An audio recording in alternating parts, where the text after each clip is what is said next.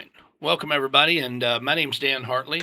And let me go ahead and explain the gloves here so you're not wondering what's wrong with me. I have eczema real bad, and my hands crack and they bleed, and the gloves keep them moist, keep my hands moist, and keep them from hurting. It's very, very painful, and I just don't want to get blood everywhere. So I apologize if it's a distraction. I'll try to keep them out of the video. My name is Dan Hartley, and I am almost 60 years old. I'll be 60 December the 22nd of this year.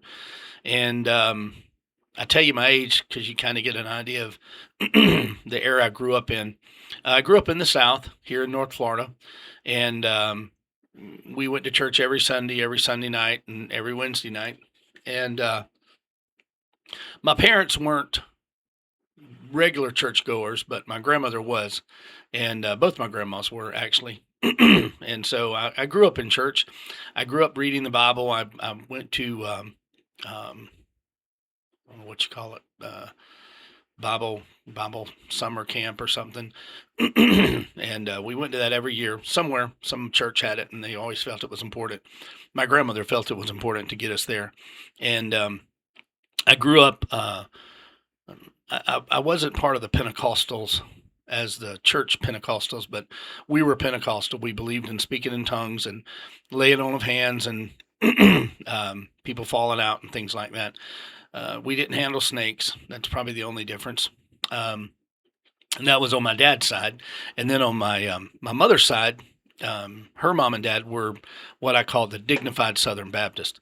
And if you're Southern Baptist, you know what I'm talking about. Even if you're not Southern Baptist, you probably know what I'm talking about. Anyway, I was steeped in religion on both sides. And on my father's mother's side, we were holiness Pentecostal there. And salvation was tenuous at best.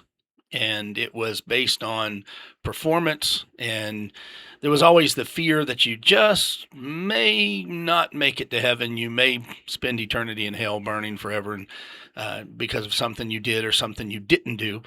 And then, of course, on the Baptist side, as long as you're baptized and you accepted Christ, you pretty much were saved. So I grew up very fearful, very afraid of religion, mostly of the I guess the fear of spending the rest of my life in hell, especially as a young boy, growing up as a prepubescent teen, when one thing was on my mind 24/7. My brother and I used to get saved about every week. My brother, I was one of five boys, and I was the youngest of five boys, I should say. And um, my brother that was closest to me, we used to we go to church, we go down and get saved, resaved every Sunday because we figured whatever we did between the last Sunday and this Sunday probably was gonna, make us bust hell wide open. So I lived in that constant fear of this God that was, pissed off and angry, and was looking for a reason to kind of, kill me. And so as a result, I was very afraid not to go to church. I was afraid not to do the things that I was told to do by just about every pastor that was out there or preacher. We didn't grow up calling them pastors. We grew up calling them preachers. I don't know when that ever changed, but as I grew up, it was the preacher. I guess it's just a vernacular, but at any rate, as a kid, age of 5, I started having what they called uh, nightmares or night terrors, and I would be seeing things that I couldn't explain, I couldn't articulate, and of course, it caused a lot of disruption in the household, and my parents weren't getting much sleep, so I was sent to live with different relatives who would sort of, give my parents respite. And it didn't stop the night terrors. I still had them. They took me to the hospital, took me to the doctor, and they decided that they really couldn't explain why I was having them. Um, they thought it might be seizures, but they weren't really sure about that. They didn't medicate me for that. But I remember as a kid, of course, this was 1971. Medicine had not um, advanced as much back then as it is today. So I don't think we had MRIs or CAT scans or anything like that. But I remember a lot of electrodes being put on my head and sitting in this big chair in a dark room, and someone behind glass looking at me. Anyway, they decided that I would just outgrow it. It was something part of my nervous system that just wasn't completely developed. And so I look back on that. I try to gain some sort of understanding as to what it was that I was seeing. And even today, I can't really articulate what I saw. I just know that it terrified me. Um, and so, because of all the things that happened to me from then until now, I believe that I was seen into the spirit realm. And as a 5-year old kid, that's pretty terrifying. So, and I'll explain why I think I believe that. You may think I'm crazy and I've lost my mind, but but I'll let you be the judge of that once you hear the story. So anyway, fast forward to, I guess I'm in about the fifth grade, maybe. I'm not sure how old you are in the fifth grade, maybe 10 years old. And I was fascinated with the occult. I didn't know it was the occult. I was more fascinated with the metaphysical part of life. And, I knew there was something beyond this life. I knew there was something that maybe coexisted in this life, something that was spiritual. And, I believed in the devil. I believed in the fallen angels, and wasn't quite sure what demons were or where they came from or how they were made. I've heard lots of explanations as to where they came from and how they're made. But I knew there were bad spirits and there were good spirits, or good angels and bad angels. And so um, I believed in it. I knew it was there. I had faith to believe in it. I guess same faith I had to believe in God and believe in Jesus. And so I was fascinated with death, first of all, which sounds kind of dark and macabre, but it wasn't a death like, slashers and serial killer death. It was just the idea, the technical term death. What happens when you die? There's something that lives within us. We call it spirit. We call it soul. Where does it go? What does it do? And of course, as a child growing up in church, I always believed that you either go to heaven or you go to hell. And of course, the whole concept of hell was punitive and terrifying. And I didn't really like much about the hell thing. I didn't like to think about it. I really like to talk about it much, but it was always that gnawing thought that was in my head. And of course, when someone would die, I'd always hear people at the funeral say, "Well, I hope they were saved," or I hope he got saved, or I hope she got saved, or well, at least they're in heaven, at least they're in a better place. And that was our understanding. We were pretty ignorant. I mean, to be honest with you, most of our preachers were, most of them that I knew of, looking back now, I don't think they had any kind of formal education. I think that they just, one night at church or one day in their chicken house, I don't know, felt like maybe God was calling them to preach, and so that's what they did. And of course, growing up, we always heard, was he God called or mama called? And I guess that was some way to diminish people who these people didn't feel like they were, living up to the standard of what preachers should be. And anyway, it's man's way of trying to figure out other people and put them in a box. I do the same thing. I categorize people in boxes because I feel safer if I can label you, I feel safer. I'm always hyper aware of my environment and my surroundings. And so being interested in the occult, I was always hyper aware and interested in the things that were going on around me.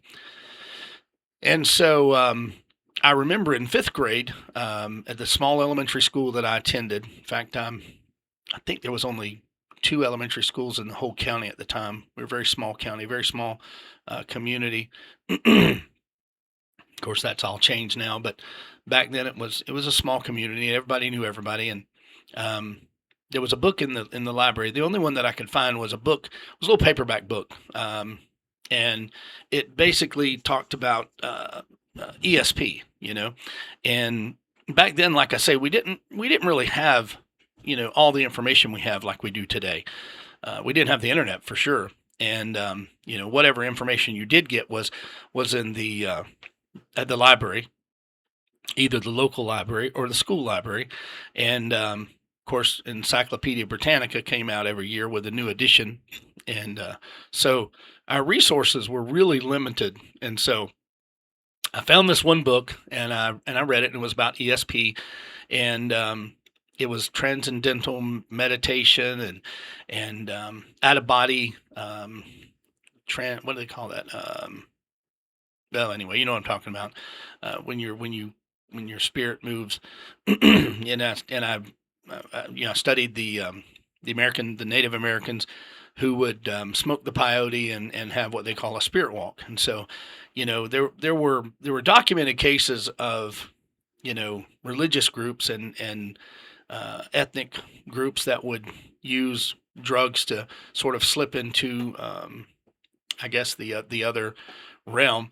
And so I read about that. I learned about ESP, and it was, mostly moving objects with your mind. And, it wasn't so much about the manipulation of people as it was just inanimate objects, making them animate.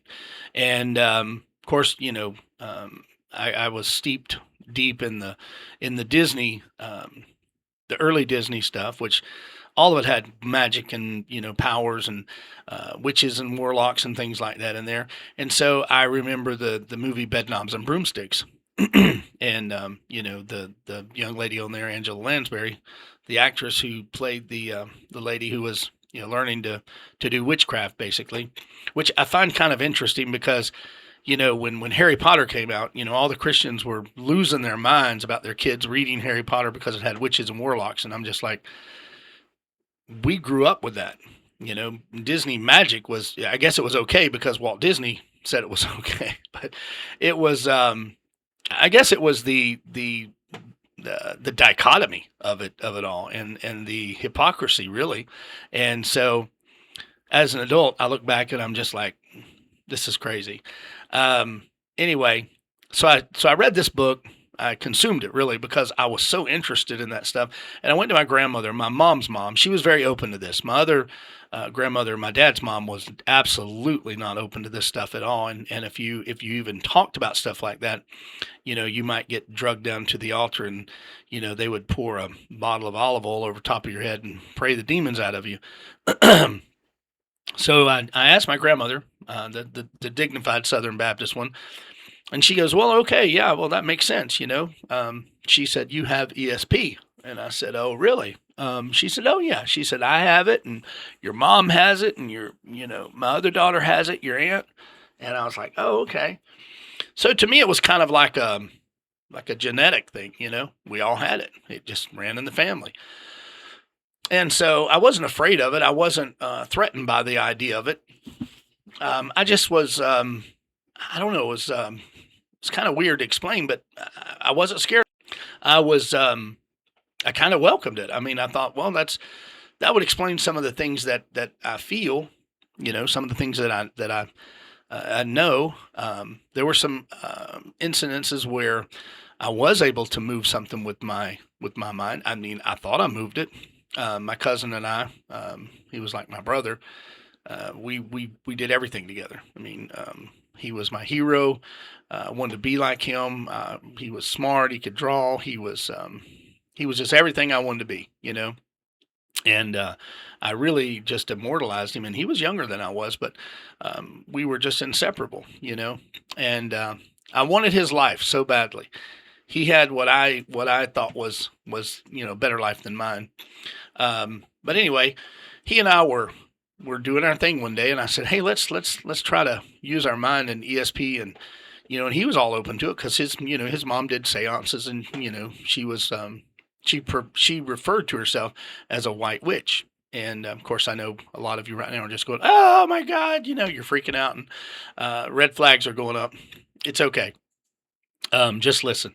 So, she was my cool aunt, actually. I loved my Aunt Diane. She was absolutely beautiful, long, dark red hair, and she was just elegant, and she was smart, and just so well rounded, and she knew so much about the world and different. She was just cool. She was a really cool aunt, and you know she was she's my mom's only sister, and she was just I loved being around her. She made me feel good. She always respected me, and she treated me like I was hers, and I miss her terribly. And so anyway, my cousin and I were there, and we were hanging out the house one day. It was after school, and back then, his mom worked in Jacksonville, and we lived in McClenny, and he and I would hang out all the time. So I'd go to his house, and we were sitting there, and I said, "Let's try our ESP thing," and he's like, "Okay, let's try it." So we get some different color pens out because I told you he was an artist, very good artist, and I was so jealous because he was just so good at everything. Music, art. I mean, and he was smart. Um, anyway, it's funny how we look back on the people that we idolized, and then we grew up and we realized they were just as flawed as we were. Um, but anyway, back then I just thought the moon set and rose over his shoulders, and so I needed his approval, I guess. And we got these color pencils out, and we were going to do um, like this. I was going to go in one room, he was going to go in the other, and well, no, that was the drawing. We had the pens, and we'd hold them behind a um, like a oh, what do you call it? Like a piece of paper or something. Just keep the other person from seeing it, and then we'd hold the pen in our hand, and we'd try to tell the person what color it was, um, without them seeing it. Now I know there's the law of, I don't know, what would you call it? Maybe, I don't think it's physics, but the law of guessing, maybe.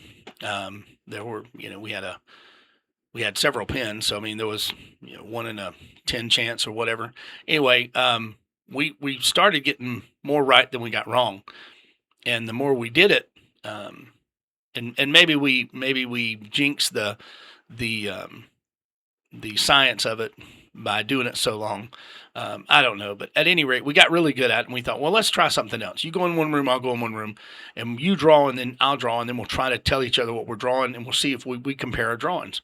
And so we started doing that, and I guess we got the juices flowing. I'm not really sure how to explain it, but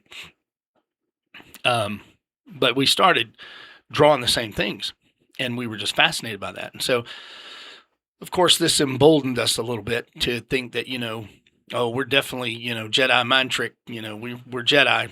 And because Star Wars was out about that time too, and we were really, really into the Star Wars thing, And so I said, well, let's try to move something. So we're looking around the room, and he runs to the kitchen, and he brings back this little, I don't know, it was about this big. It was a salt shaker, and it was like a crystal salt shaker. It was really, really ornate, and he brings it and puts it on his table in his room, and we're just sitting there, and of course we got our hands like this here, because that's what we'd seen in the movies, especially with Mickey Mouse and gosh, what was that? Fantasia, when they're the guys, the wizard fellas going da da da, anyway. So we were trying to move the salt shaker. And of course we're looking at it, and we're studying it, and we're looking at it, and we're telling it to move with our minds. And of course we weren't saying anything. We were just looking at it and had our hands pointed at it. And I'm not really sure how long we were there trying to do that. Um, but all of a sudden the salt shaker just took off. I mean, like somebody just kind of shoved it off the table, and it shoved off the table. And when it did, it hit the floor. And Scott and I, we we looked at each other. We were terrified. We looked at each other, and we were like, "Oh my god!" And we ran out of the room because it scared us so bad. And we ran out the room, down the hallway, out the front door, and into the front yard. And I don't know what we were running away from. But it scared us so much that we were terrified to go back in the house for a little while. Finally, we crept back in the house, and we found the salt shaker on the floor, and the salt shaker was still laying there on the floor, and we were like, "Do we touch it? Do we?" We didn't really know. It was the first, I guess, the first visual confirmation that something moved it, whether we did it or something else. And I'm sure that there are a lot of you right now watching saying, "Oh, I know exactly what it was. It was this or that, or whatever." We don't know. We still don't know to this day.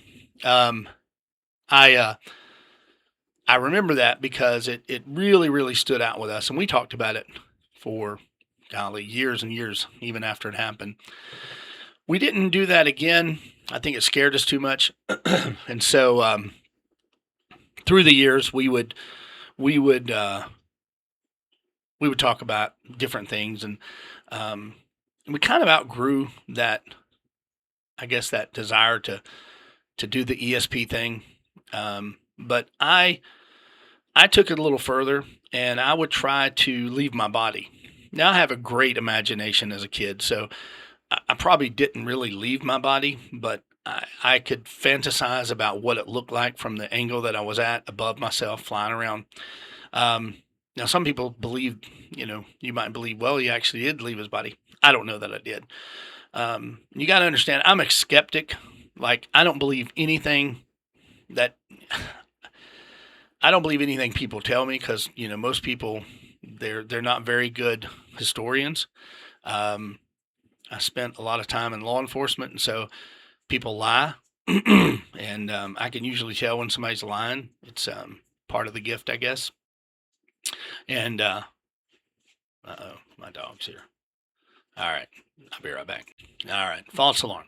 So I think that I was capable of doing things that I could convince myself of doing, and so I figured other people could do the same thing. So I just wasn't very trustworthy when or I guess I wasn't trustworthy. I didn't trust other people. I guess what I'm saying, and so as a result, I became pretty much a I don't know. I don't want to say I was a cynic, but I was pretty close. You hear so many lies, and people. I swear to God on my mother's life, and I swear to God on my new baby, and I would never do this, and I don't know where that. I don't know how that got here. I don't know. I've never seen that before. I mean, it's just you get tired of it after a while, and you realize that everybody's just lying. Nobody really wants to tell the truth because they really don't like the consequences. That's a great thing about getting older too. Um, as I approach 60, I'm not worried about the consequences. Um, I don't lie. I don't tell people lies. If I don't want to do something, I just say I don't want to do it. I don't have to make up an excuse like, oh, I got to do my hair today, or or I tripped and fell, or yeah, I don't lie anymore. And that's a great thing about getting older too. Is I guess that's where old people get that the filter breaks as they get older. I don't know that the filter was ever working properly anyway. But at any rate, as you get closer to the end, you're like, these things just don't matter anymore.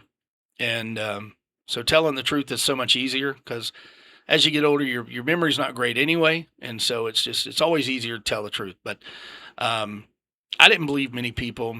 Even today, I'm still pretty skeptical. And so when I tell you these things, I know you're probably thinking the same thing I'm thinking. Either this guy's crazy, or he's looking for attention, or he's just got a really great imagination.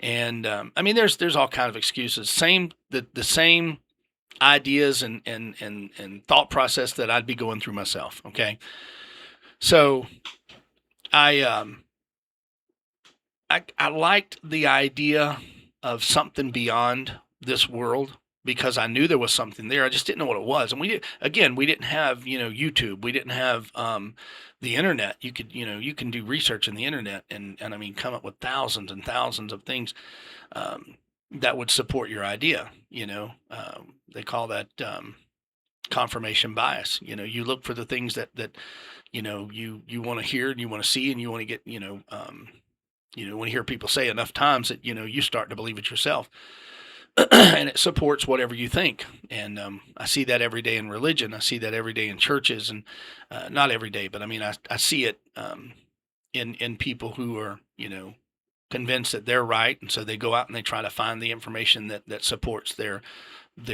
being right. And so um, as I got a little older, I kind of got away from it a little bit. Again, I was very religious. I was raised deep religion. I didn't even listen to, you know, secular music that much. I mean, my cool aunt would every Sunday, if I was over there and I spent the night with Scott, Sundays were her days to bring out her record player, and she would play these groups from the '70s like the Doobie Brothers and the Allman Brothers, and she had a really cool taste in music, and it was very folksy, very. I guess that's probably why I like the folk music movement. Anyway, it reminded me of her, and it brings back lots of good memories, and so I got my taste of worldly music, which we weren't allowed to listen to because the preacher would tell us that, it had backward masking and it was of the devil, and that these groups sat in a pentagram and they, worshiped Satan and dedicated their albums to Satan. And of course, I believed it because I was a kid, and this was adult telling me, and he was adult and an authority in the church. And so I wasn't smart enough to realize that, he was just some backwoods chicken raising corn fed redneck that didn't know anything more than what he believed. And anyway, these were dangerous people, honestly. Now that I look back in retrospect, they preached with such authority, but they had no clue what they were preaching about. They didn't understand the Bible. They didn't understand the Hebraic roots of Christianity. And anyway, that's a whole nother video.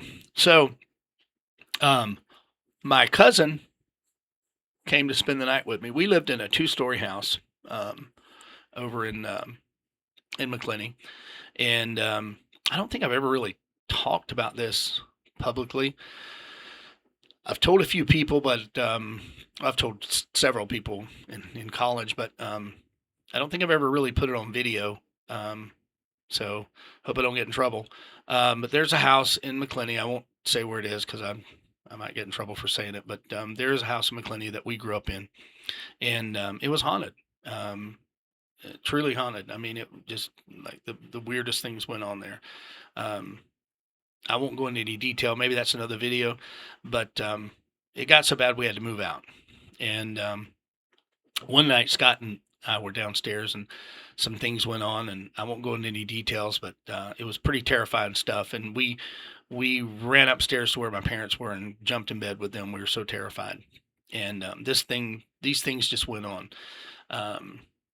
I remember one time my brother and I were outside, and he always liked to scare me, and he'd do things like, he'd look and he'd like point behind me, and I'd just kind of go like this, and I'd be like, "What is it?" And he'd laugh, and so one day he did that. We were out back, and we were just playing. We were doing something out back. We're outdoors. Back then we were outdoors all the time. We didn't sit on the couch and watch movies and TV, and we didn't play games. Didn't have stuff like that. Video games.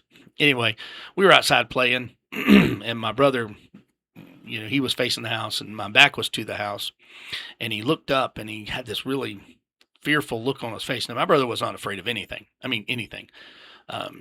He was probably the bravest, toughest person I knew. And he looked up and it was just just sheer fear in his eyes. And I mean, I was like, dang, he's good. He's really got me going now. Of course, he points up to the window upstairs in the bathroom. This was the haunted house we lived in. And I turn around and look up, and there's someone in the mirror, and it looks like they're kind of leaning down, looking out, or not the mirror, someone at the window looking out at us. And I remember saying, well, who's up there? Because, we had a large family. There was me and my 4 older brothers, and then my mom and my dad. And most of us were outside, and I knew that. And I was like, well, who's upstairs, And so he just takes off running, zooms past me. His little legs were carrying him as quickly as he could. He ran through the back door, heard the screen door, wham, blam, blam, and he ran upstairs. Well, I'm behind him. And we run upstairs, and we get upstairs. He runs to the bathroom where the window is. No one's there. And we're just like, who was it? No one's inside. No one's there. It was just kind of weird. So we had a lot of things like that happen. We'd hear noises upstairs. We would see things. in the dark. We would see things in the light. Just a lot of weird stuff. Um, and I'll go into more detail in another video. I just want to give you sort of a background of where I'm coming from.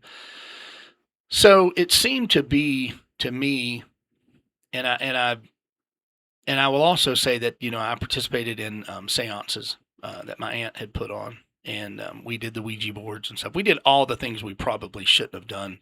Um, I do believe that those things will open a door, and when you open a door, things come through that you can't really regulate. And so, whether they're demons, angels, fallen angels, whatever they were scary, and they terrified me as a child and in my young adulthood.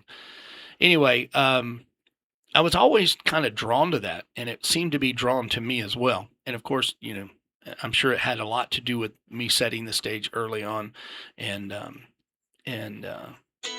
doing. I apologize. I didn't know my phone was on. Anyway, golly, now I got to go back and figure out where I was. This also getting older throws you off. Anyway, I was attracted to things like that, and it was attracted to me. And there were always incidences where I would feel something. I could be in a room. I could sense things. I could be around people. And I'm going to tell you different examples, and it may have been in my childhood, it may have been in adulthood. And some of the examples I probably don't remember. I just know that I've committed them to memory. But I remember, I started having visitations, and the first visitation that I had that I recall, I was about, I guess 13, maybe 13, 14. My brother Andy I must have been about 13 because Andy was driving and he didn't have a driver's license, which was not unusual for Andy. Andy did not know no, I'm sorry, not know. Andy did not follow any rules. Andy sort of, he created his own rules and environment. The rules didn't apply to him. So anyway, he was driving a motorcycle and we got into a real bad accident. And messed my leg up pretty badly. And I was at my grandmother's house, and an angel came and basically healed my leg. And that's another story too that I'll go into more detail. But he was a black angel, which was kind of strange to me. I didn't know there were black angels, but apparently there are. And he looked like Uncle Remus from Song of the South, the Disney movie. Now you might say, well, you're in a lot of pain, and you probably dreamed him up. Maybe I did, but the pain went away when he touched it, and he made it better. And that's not the first time I saw angels either. So I had lots of angelic activity as well. That was when I was about 13. So fast forward now to when I'm in college, and I'm very, very good with people. I've become I don't know the word I'm looking for, but I have a way with people that it was kind of scary, really. It was a little bit, I hate to say this, but it was a little bit sociopathical. I could manipulate folks, and it was just kind of weird that I was aware that I could do it. And I was very popular in college, in spite of my appearance. I'm not a very handsome person, never have been, but I was very, very popular with the young ladies in college. And as a result, I was very popular with just about everybody else on campus too, including the staff and the professors. And I went to a very small junior college. I only have my 2-year degree. I didn't complete my bachelor's.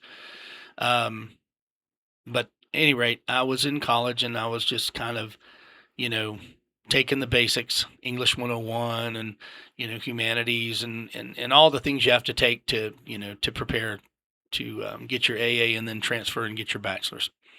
Well, I was taking English 101, and I had another class, but my English class was like at 8 o'clock in the morning, which, to a kid who's, 20 years old or 19 or whatever I was, that's early in the morning for me. I didn't like getting up early back then, although ironically enough, now I love getting up early and going to bed early. I guess that's all part of getting old too. But Anyway, I was tired. I just got done with my English class, and my next class wasn't until lunchtime. And so I went back to the apartment where my roommate and I were staying. And it was an older house, had big, huge, like 12-foot ceilings, and molding that was, golly, I'd say the molding was a good 8 or 9 inches um, thick and long. I mean, it was beautiful. It was this really ornate house, and every room, except for the bathroom and the dining room and the kitchen, no, except for the kitchen and the bathroom, had a fireplace in it.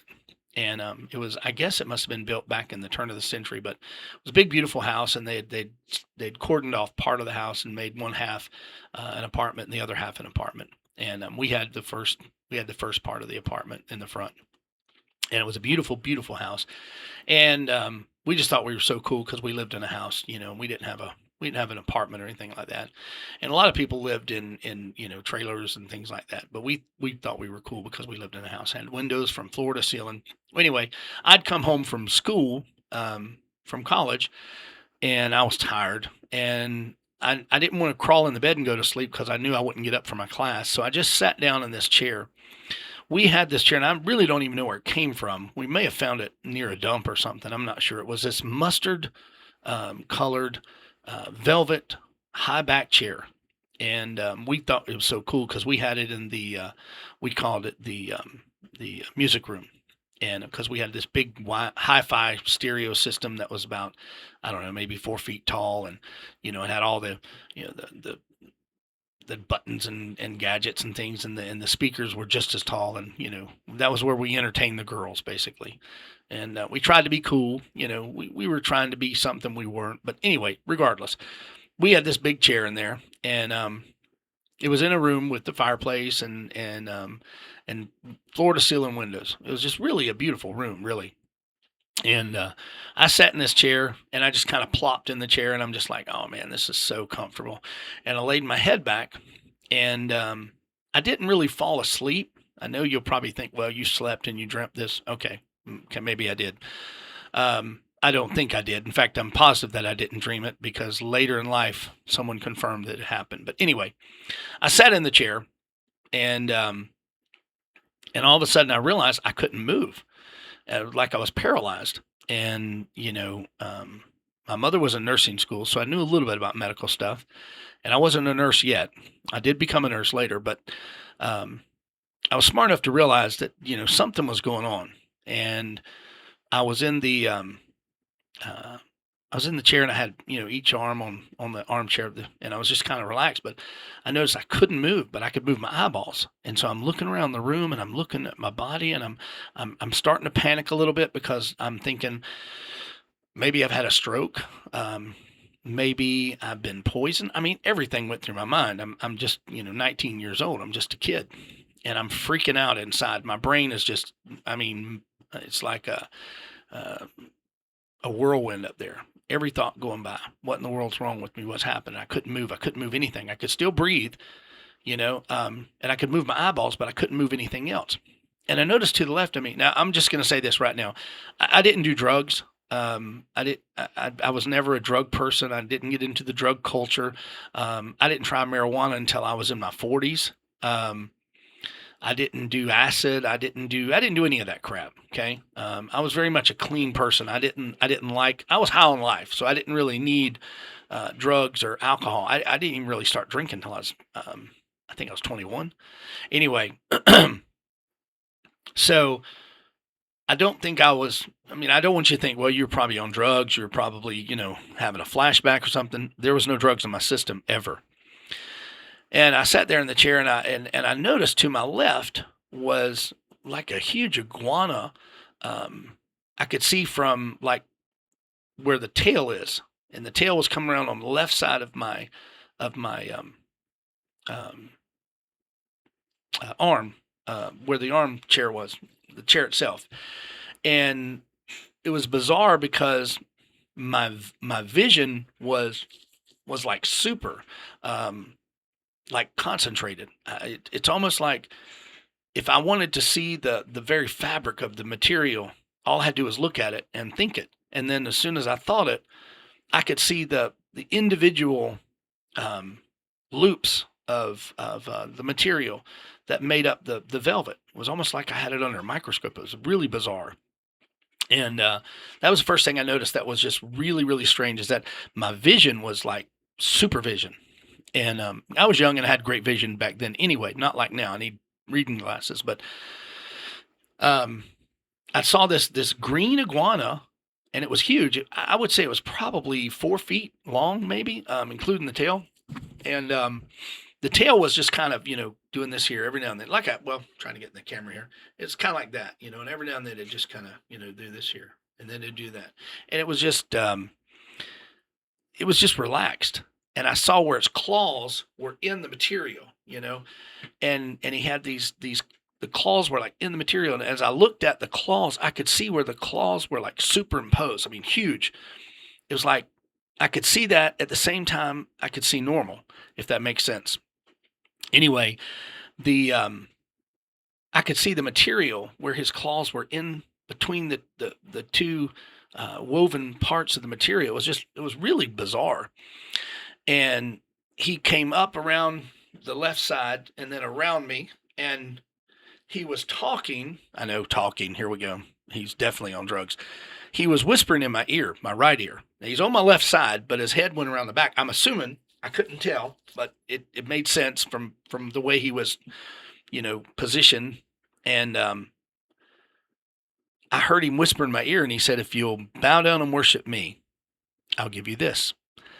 And I thought that was kind of weird. Who am I to be sought after enough for that? I mean, it was just kind of stupid.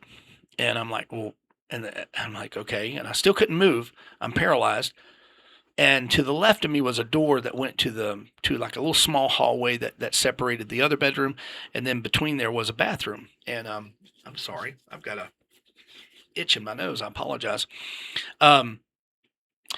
So the door opens up, and these were big, wide doors that were all wooden, and they had, like horizontal panels on them. It's really, really pretty. And we had I don't know if you've ever seen them before, but they're antiques. The door handles were like a crystal glass. It was really pretty. And the door opens up, and out come these women. Now I could tell they were women because they were wearing a black outfit, but it was black see-through, like almost like a cheesecloth, but it was total black. And they had their face covered except for their eyes, but you could see all the features underneath them. And they weren't wearing any clothes underneath those little black outfits, and they looked sort of Middle Eastern. They had things hanging from them, like dangly things, and they were they were just dancing around and real provocative and everything. And they came and they danced around me, and they kind of like reached over and touched me and stuff, and nothing sexual, just very titillating, I guess I should say.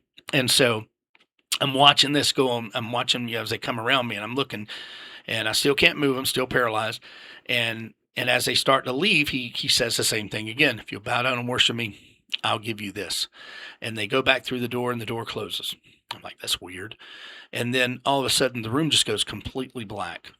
And when the room materializes again. Now, granted, I had windows in there that were floor to ceiling. Okay, and the room goes totally black. And when it comes back again, I'm underground. I'm in a cave, what I can only describe as a cave.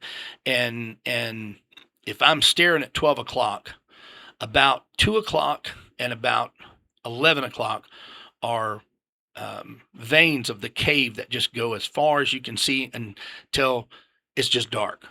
You can see that there's some kind of light behind me that's lighting up everything, and you can tell you're underground. Well, there's in front of me, directly in front of me, is a pallet full of money. I mean, it had to be literally like a pallet, like you see at a warehouse, and it was just money from it was probably, I don't know, 5 feet tall. It was just stacked, bills on top of each other, and there were rugs that were leaning against the inside of the cave, and there were several rugs. And over here was a I guess it was like a pile of what appeared to be gold goblets and different types of material things that you wear.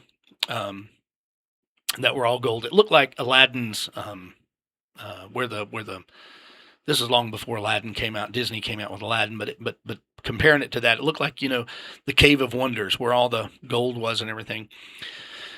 And again, I heard the voice say, "If you'll bow down and worship me, I'll give you this." Well, then everything goes black again. And then when it comes back up again, I'm standing backstage at what looks like a traditional high school auditorium. There's the curtains on the right and the curtains to the left, and then the curtains over the top. And in front of me, about, I don't know, 15 feet is a lectern, and there's a guy standing there, and he's probably 6 feet tall, thin, not real thin, but not fat. Um, can't tell his age, but he's probably in his 30s, mid 30s, something like that. And he's behind the lectern, and he's being really animated, and he's talking, and I can't hear anything, but I can see it. And I'm backstage. I'm backstage enough that I'm out of the view of the people, but I can see him. And there's a like an auditorium that goes up, and it sort of kind of goes up towards the back of the building, and it's full of people. And if I had to guess, I'd say there might have been 1,000 people there. And he's talking, and I can't hear what he's saying. I can't hear the audience. I can't hear anything. And I hear that voice again. "If you'll bow down and worship me, I'll give you this." And I thought, well, that's kind of crazy. Well, I knew at that point, or I thought at that point, okay, this has got to be the devil. It's got to be either one of his emissaries, one of his angels, whatever, or it could just be, King Devil himself. I don't know. And so the only thing I really knew to do was to rebuke him, because, growing up Pentecostal, we would rebuke things all the time. And so I just said, in my mind, I said, "I rebuke you in the name of Jesus." And when I did that, everything went back to normal, except I was still paralyzed. And I'm sitting there in the chair, and I'm thinking, this is kind of weird. I still can't move, but the iguana's gone. The room is back to normal, but I'm still paralyzed in the chair.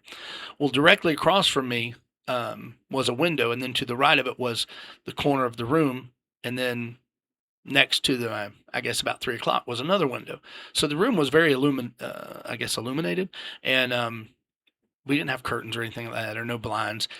And so I noticed in the corner that it looked like a tiny light. It was getting brighter and brighter and brighter and brighter. And as it got brighter and brighter, I realized it was a cave, and the cave sort of went in and then to the left. And I remember this bright light coming out of the cave, just this super, super bright light, like, I don't know, like airplane lights, just like 1,000 airplane lights coming out of there. And it was just the brightest, whitest light. But the thing is, it didn't hurt me. I didn't want to go, squint my eyes or anything, because it hurt. It was just the brightest light coming out at me. And I was like, this is crazy. And I noticed a silhouette coming towards me, walking towards me. And it was a humanoid. And as it got closer, I'm trying to, look, and that supervision was still going on. So I could see this person up close, but their face was covered by the light. The light was all around them, but their face was super white, and it was the whitest, brightest light that I've ever seen, ever. And I can't think of even seeing the sun. There was no comparison. It was the brightest, whitest light that I've ever seen. And he got about I don't know, maybe 5 feet in front of me, and he stopped. And what he was wearing was, and I'm describing it from my own, I guess, template. It looked like he had this super white terry cloth, really thick terry cloth robe on, but it didn't have the traditional, piece that we put around us, and then we tie it, and holds the robe together. This was all one piece of robe. It was just one robe, and it came down past his past his ankles. It didn't touch the floor that I remember, and his feet were really dark, and his features were dark, and I could almost make out the face. But he had a beard. He had a beard that was it was like a white and gray mixed together. And I remember looking at the beard. This was another example of how my eyesight was just so precise and so magnified. It was incredible. And I remember looking at the ends of his beard, And I didn't say to myself, hey, I want to see the ends of his beard. I just remember focusing on the beard, and all of a sudden I could see literally the ends of his beard like cilia, you know, and they were just kind of waving slowly, slowly waving, and each end was just barely moving, and I could see it so up close. I mean, it looked like the size of my arm. It was so magnified. And then when I looked back at him again, my eyesight was just like whatever I wanted to see, I could see either up close or like natural. And that was something that hopefully I'll mention later. I know I'm already into 50 minutes here, and I'm going probably too long, but I I noticed that there's a very similarity, or there's a similar stories that people are sharing with NDEs where they have their vision is like that as well, and that they talk with their mind and not their mouth. So I tend to believe that this happened because of that, but also because of something else that was confirmed. Anyway, he comes to me, and I know who it is. It's Jesus. And immediately, remember I told you I was very popular with the girls and I'm popular with everybody, and I was a classic manipulator. I all of a sudden, all of that behavior, all of that sinfulness, really just came down crashing on top of me. And it wasn't like he was convicting me or condemning me. There was none of that. I was not condemned. I was not convicted. It was my own feeling of, I am so dirty. I am so nasty. I am so filthy from my thoughts, from my actions, from everything that I've been doing in college, that I felt horrible that he would have to look upon me because I was so filthy and he was so perfect. I know that's weird, and that's the only way I can articulate it, is that I was more worried about my nastiness and him being in the presence of that. And that was weird that I was able to even articulate that, or that I was able to even feel that way, because I thought that it would be more of him condemning me and you dirty, rotten, filthy animal, kind of thing. Wasn't that at all. I was not condemned. I felt, I want to say that I felt loved, but I felt this unconditional love, like I didn't deserve it. I mean, I knew I didn't deserve it. I mean, he should have just struck me down. He should have just destroyed me. He should have killed me, because of what I did, because of who I was at the time. I was not a very good person. I was very much into whatever made me feel good, whatever I liked. I was really a selfish person, and that's really putting it lightly. Um, I use the word asshole. I really was, and I just didn't like myself much, but I'd become that person. I'm not that person anymore, thank goodness. But at the time, my only thought was that he had to stare at me. So my first thought after that, was, and I'm extremely claustrophobic. I can't even ride in elevators without having a little bit of anxiety. Riding in the back of a two door car in the back seat where I can't get out when I need to, it gives me anxiety as well. Flying is really bad. So I say all that to say this. My first thought after I realized that I was just so nasty and disgusting and just deplorable was I wanted to crawl under a boulder the size of a bus. I just wanted to crawl under the boulder, and I knew that if I did that, I would hide myself from him. And I thought of that verse in Revelation where they said, "Let the rocks fall upon us to hide us from His presence." I get that. I get it, because I saw how nasty and gross and filthy I was, and how beautiful and perfect and white and without sin he was. And my first thought was, he doesn't deserve to look at me. He doesn't, I shouldn't say deserve. I didn't want him to be mired in the nastiness that I was. And so I wanted to crawl under a rock. And again, he didn't condemn me. He didn't tell me that I was horrible and I was going to bust hell wide open or anything like that. It wasn't like that at all. But the light was so bright, but I didn't want to, I wasn't squinting because the light bothered my eyes. It was like I was opening my eyes more wide so I could see maybe his face, or I wanted so badly to see his face, but the whiteness was so bright. Anyway, So he talks to me, but he talks to me without moving his mouth. I mean, if I could even see his mouth, it wasn't like I heard him talking to me like I'm talking to you now. He was talking to me in my head, which later I'll explain. That's how he talks to me now. And so he said, "If you'll bow down and worship me." And the way he said it was not so cocky like the other one. It was more like, "Dan, if you'll bow down and worship me, this is what I'll give you." And he showed me everything identical except for the women. And so I thought, okay, there's riches in the cave, there's money, there's maybe this is a an analogy of something. Maybe I'm going to give you all that you need, but I didn't think it was like I was going to get money and I was going to get riches and things like that. Even now, I didn't think then, and I don't think now that it was, these were physical things that he was going to give me. I think it was just an analogy of the things that, if I followed him, that's what I would have, the equivalent of that. and and so it showed the guy, speaking. I'm like, okay, well, am I the guy speaking, or am I helping the guy that's speaking? I didn't know. I had no idea. Well, when all that happened and he showed me everything, he just simply turned around and started walking back towards the cave that was in the corner of the room. And as he did, he got, further and further and further away. And then finally everything just materialized back and the room became normal again, which was really kind of, bizarre for me, because now I could move.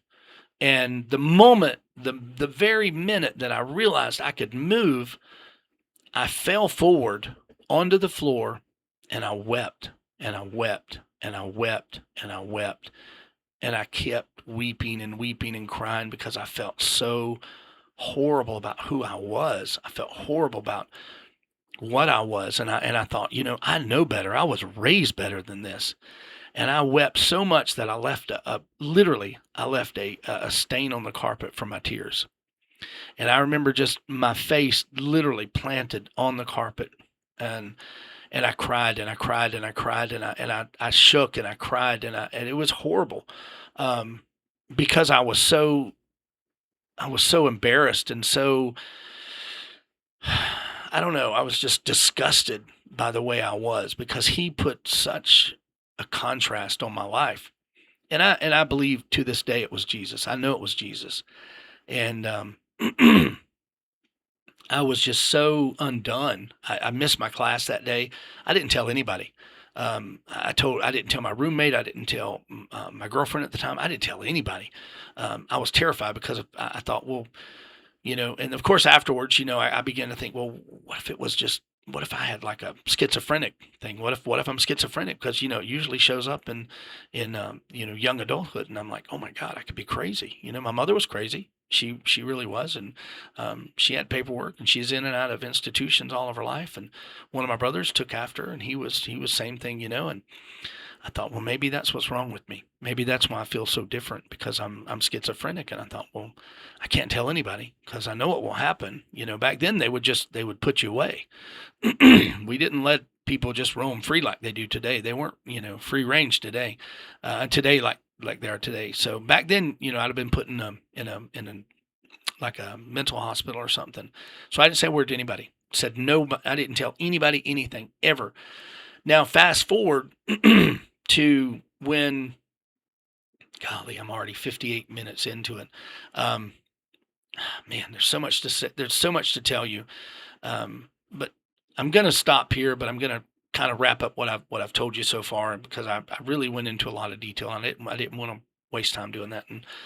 And yet I'm still doing it. And so, I'm going to do a part two to this. It's going to be a series, but I just wanted to give you an idea, and I really haven't even gone into how God speaks to me and through me and uses me to deliver messages to other people. And that's going to be really interesting. And I don't say that because I'm somebody, because I feel important, or I'm trying to make you think, oh, he's super holy. He's a very super, spiritual person. Oh, wow, I have to take my shoes off and stand in the shadow. No, no, no, that's not what it is. I'm simply a tool in the tool shed. That's it. And the carpenter comes in, he grabs a tool. He grabs the tool that he needs for that particular time. Um, That's all I am. I'm just a tool in the tool shed. So wrapping this thing up, I'm already at 59, 37, 38. So thank you for listening. Stay tuned. I will have part two coming up, and there'll probably be a part three, part four. It's probably just going to be a long series of stories that I'll tell you. But again, thank you so much for listening. And for those of you who lasted to the end, God bless you. There's more coming, and I'm looking forward to it. So again, thank you and God bless you. And we'll see you the next one.